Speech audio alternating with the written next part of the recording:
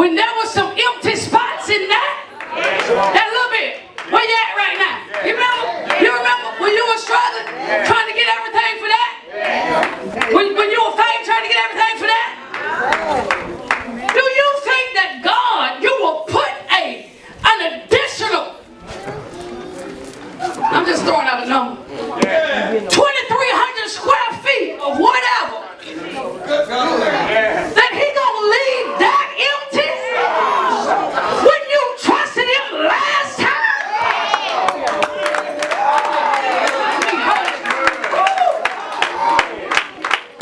I need to say this. It's hitting me, so I gotta say it, because if it's hit me for a reason. Somebody here needs to know that God has not forgotten the agreement y'all both made. I'm just talking. I really am just talking, because he's the one speaking. I'm just talking. He has not forgotten the agreement that y'all have made. Okay. Elaboration. There was an agreement that he made, Levon, that wherever your feet tread,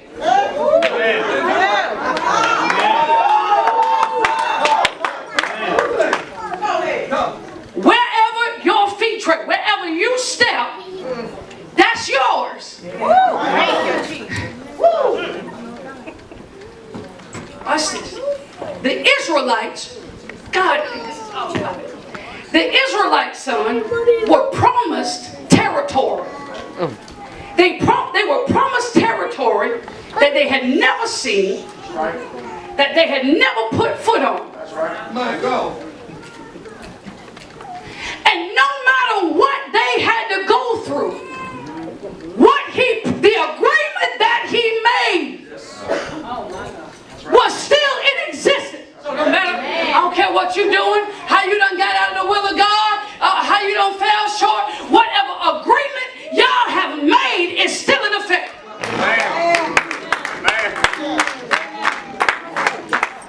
Didn't the Israelites get to Canaan? Didn't he perform what his word said?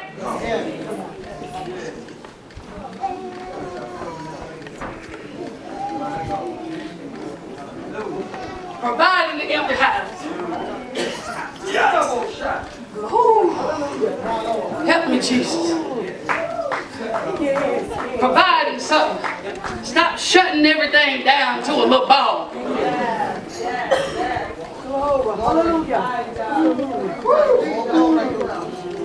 Oh, Lord. Bless you, people. That's good.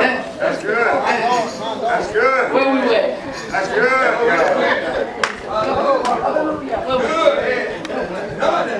Yes, it is.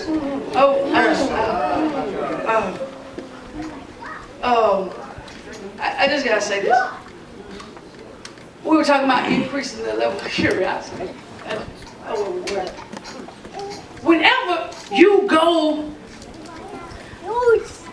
opposite of where people have limited you to go. When they expected you to die and stuff. Come on, Mom. And you still fighting your way out. It's going to raise people's level of suspicion and curiosity. So, y'all sit down for a few more minutes. A few more minutes. I'm going to be done by 12, I promise. Verse 21. Verse 21. Brother Trey, you up? There you go. Verse 21. This, I got it. And the reason why I can't leave this, because it's going to bounce off of everything. Okay? Verse 21. Jesus asked a question. He asked a question. He said, why are you questioning me? Ask those who heard me. That is. Surely they know what I said. Now, just like a lot of us do, Jesus went on defense. He went on the defensive side. And he asked, why are you questioning me? Yeah.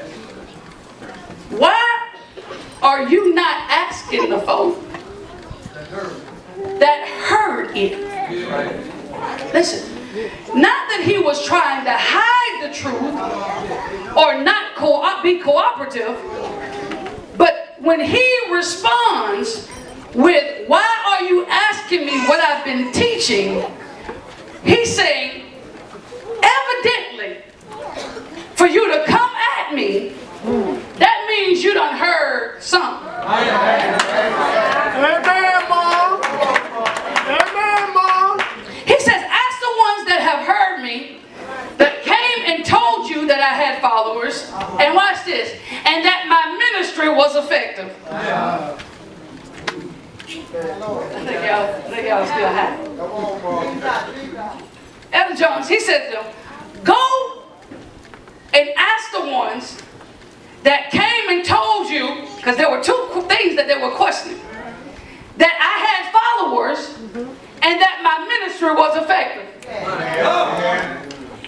If your ministry is not effective, ain't nobody gonna come at you that.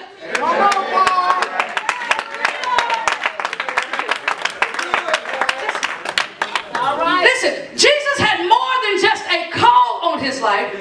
He was doing more than wanting to preach. He had an effective ministry. There are a lot of people that have a call, but they're not effective. That's right. That's right. There are a lot of people that want to preach, but that are not effective in ministry. I got three things. I want you to write this down. Anytime you have an effective ministry, one, you will influence and change the lives of others for the better. That's the first thing. That's right. You will influence and change the lives of others for the better. You will influence and change the lives of others for the better.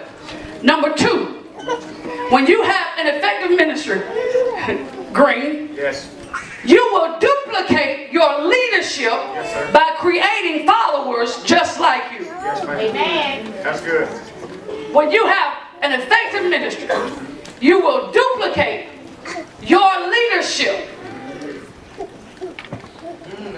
by creating followers just like you. That's good. I agree. That's how you know you're effective. It's called the process of succession. That's right. The process of succession is when you raise people up that can take your place. Exactly right. Effective ministry Should always want is when you duplicate Yes. your leadership by creating followers just like you. And the third thing is, you know you have an effective ministry when you create hostility among those who are losing the attention of those who choose to follow you. You will create hostility among those who are losing the attention of those who choose to follow you. Ain't God a good God? Come on through here, Smith. Walk on through, girl. Yeah. If you're not creating hostility with the folks that's losing the crowd, you don't have an effective ministry. That's right. If you go into a crowd to minister and you don't have someone leaving this particular realm of life, then whoever the leader is in that life, they ain't gonna be mad at you. Because they leaving the arena, the avenue, the place, the location with the same amount of people they came with to do what they do. But the moment when they start seeing that these people are losing the battle to betterment, it's going to make this person over here mad and angry. Yeah. Notice how it is when you used to be a gossiper and sowing discord, and you were cool. We were fine. The moment you started moving away from that, the people who you were hanging with, knowing y'all wasn't doing the right thing, now they mad at you for doing the right thing. You're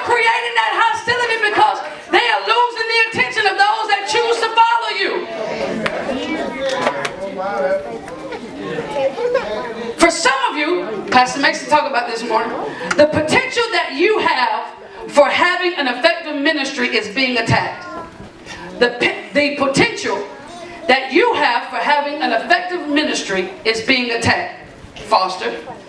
The little that you have already done has created hostility in the kingdom of darkness.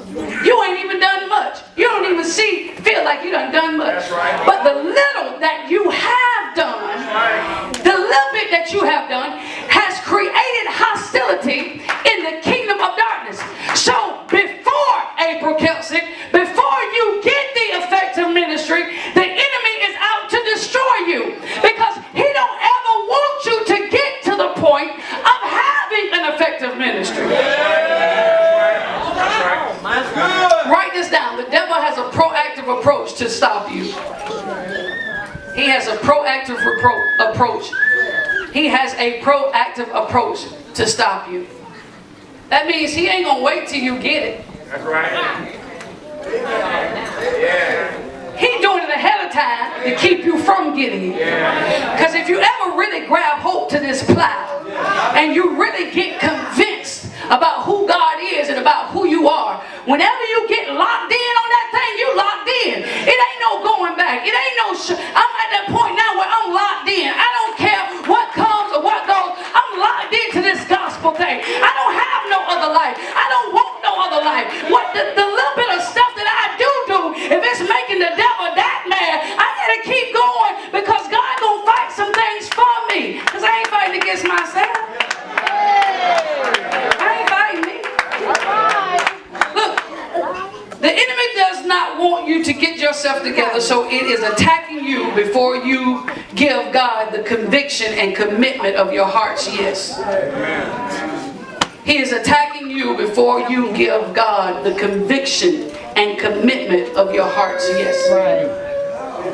He want to do everything he can to keep you from going all in and saying yes. So if in the past he's been able to limit that and prohibit you from getting where you want to get because of your finances, that's exactly where he's going to continue to attack. Come on, boy.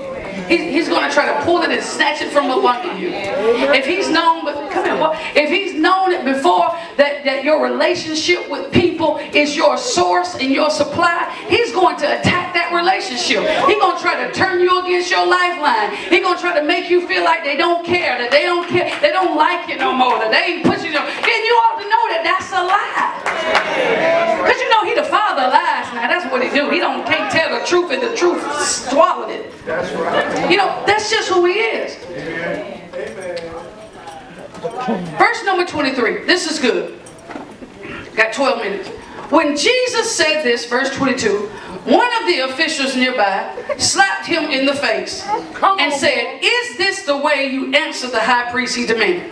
Now, before you crucify this official for slapping your Jesus, I would hate for you to become something that you hate. That's right.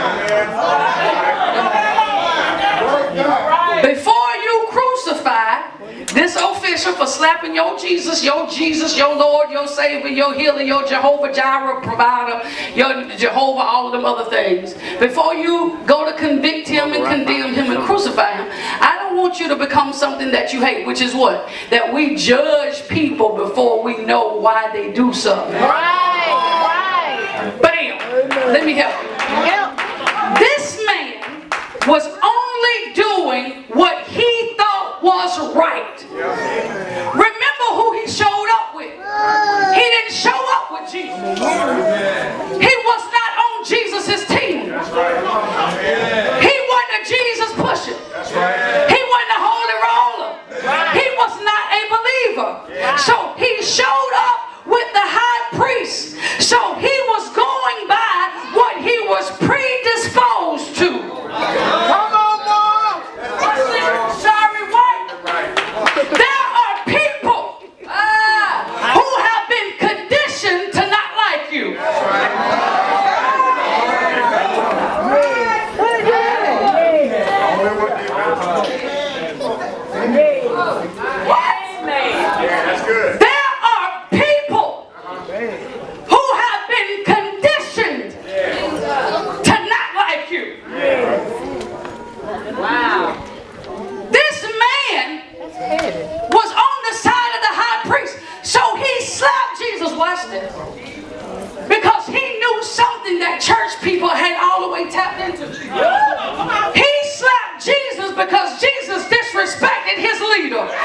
Let me take a walk right there. Sashay.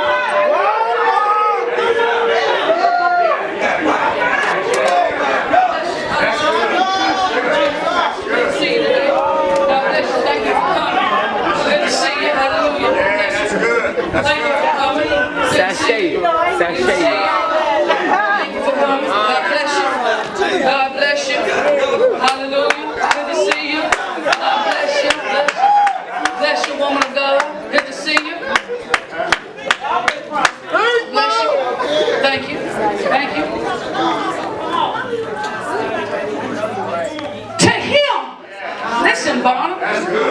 To him, Jesus, it wasn't what he said. No, it was who he said it to.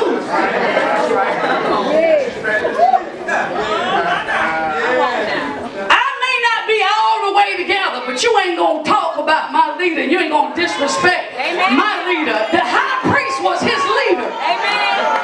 There are a lot of us, help me Holy Ghost, that will stand by and watch and listen to somebody disrespect our man and woman of God. You ain't gotta help me preach. I'm doing good right here. He responded.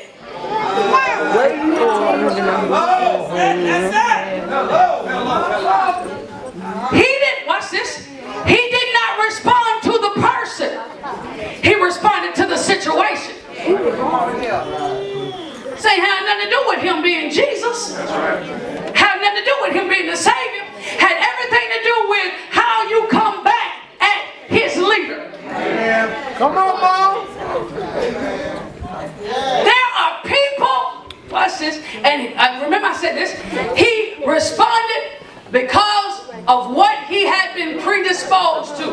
All of his following, he's heard that Jesus is going around and he's imitating being Christ. He is coming to do away with our religion. He is coming to change the way we do things.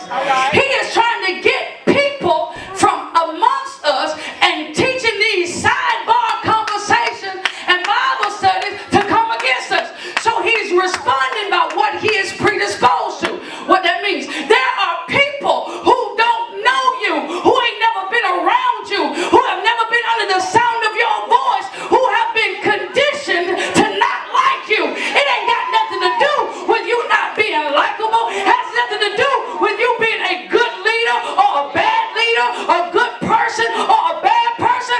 Folk have just been in their ear about you. Folk have been in their inbox about you.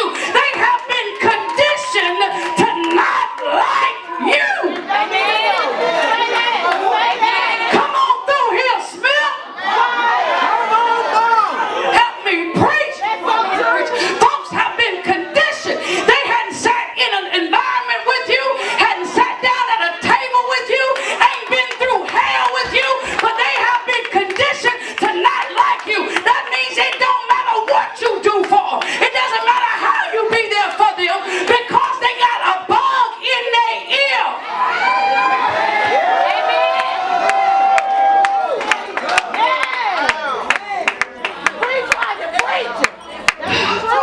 Have been conditioned to not like you.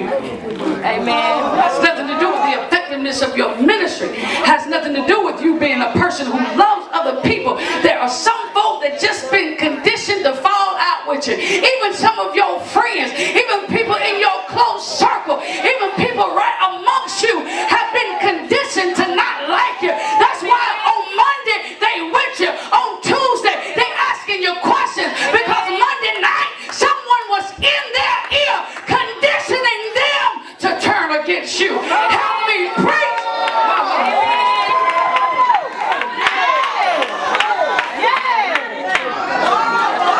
Listen, you cannot fault the official for his response to Jesus without faulting the person who conditioned him. If you're going to get mad at me for doing an action, make sure you get mad with the person who conditioned me to do this.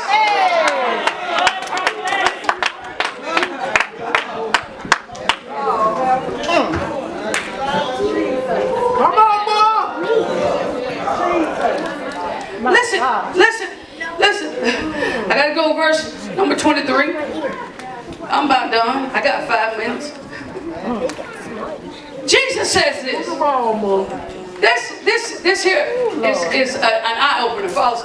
Listen, he says, if I said something wrong, testify as to what is wrong. So he said this, if I have done something wrong, don't just slap the fire out of me, tell me what I did.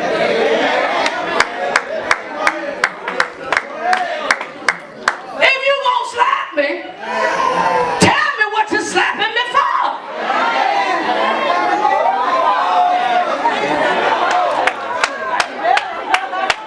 If you gonna not like me,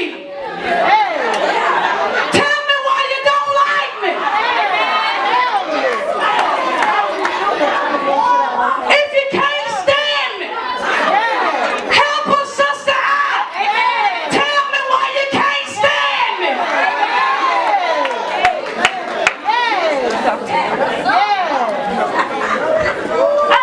This is for the older people. You got to be 25 and up to even participate in this survey. I'm going to take that back. You got to be 30 and up to participate in this survey. 30 and up. Because y'all young people, you ain't going to know nothing about this here. 30 and up. Everybody else, don't even say nothing. Don't raise your hand. 30 and up. If you're 29 and a half, you ain't 30. Have you ever been around your people or other grown folk when it takes a village to raise a child? Ever been just hit and whooped and you don't even know why you got to whoop? Raise your hand if you ever been whooped. You don't even know why. I know it could be a bunch of stuff why you got the whooping, but just one day out the blue, one moment out the blue, you walk in the house and you start getting a whooping and you don't even know why you get a whooping. Well, why you beat me? I just felt like whooping. See what I'm trying to say? Y'all young people looking crazy because you ain't had no whooping in 8 years and you're 10.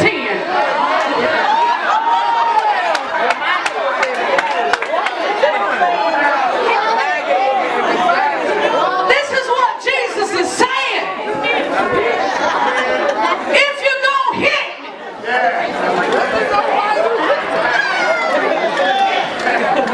tell me why you hit me.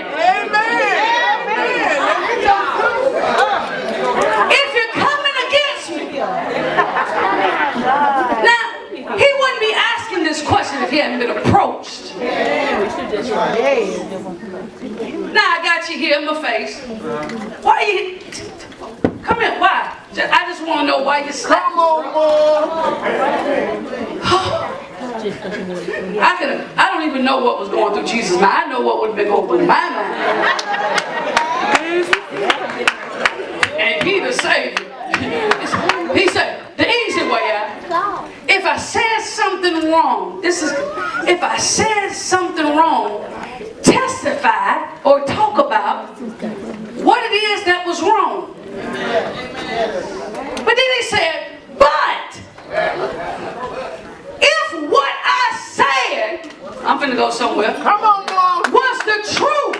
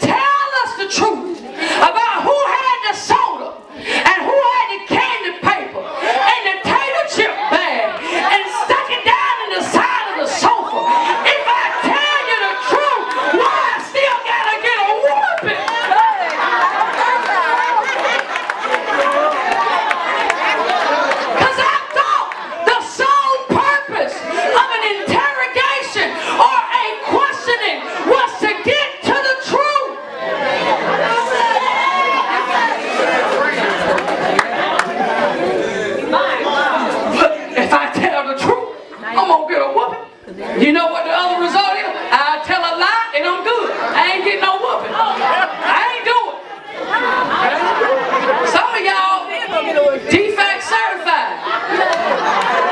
Them children ain't doing it, and you whooping everybody in the house to get to the one person who did do it.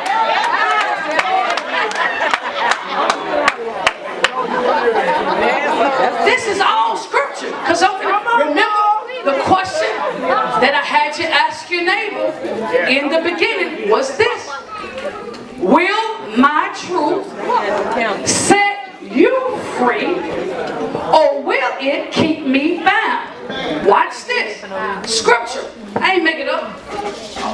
Scripture. So Jesus tells the truth about his teaching and about his followers. His truth does not set them free. His truth made them angry. His truth was, yes, I've been teaching, but I did it openly in the synagogues and in the temple.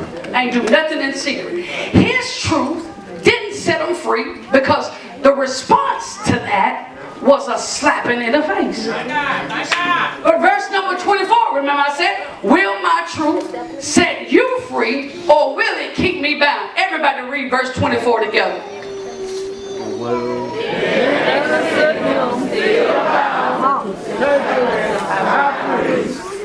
He was what?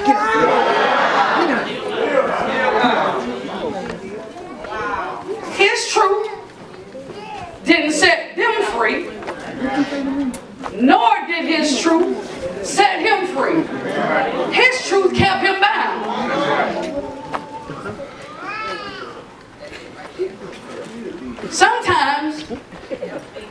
Sometimes who you are, where you've been, the truth about your life, the truth about your past, the truth about your struggles, if it's shared with other people, it may not do what you expect for it to do for them. You make sure that you get what you need. Come on, Mom. Yeah. That's good. Yeah.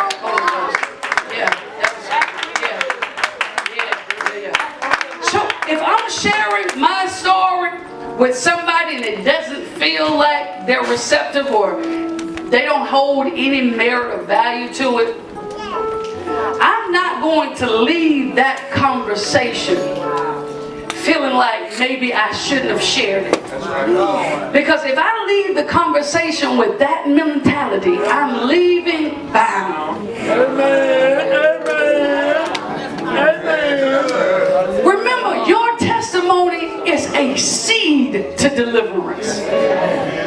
It is not the deliverance. That's good. There's somebody here right now. Right now, I want to talk to you. Once you write that down, put your pens and your papers down, I want to talk to you.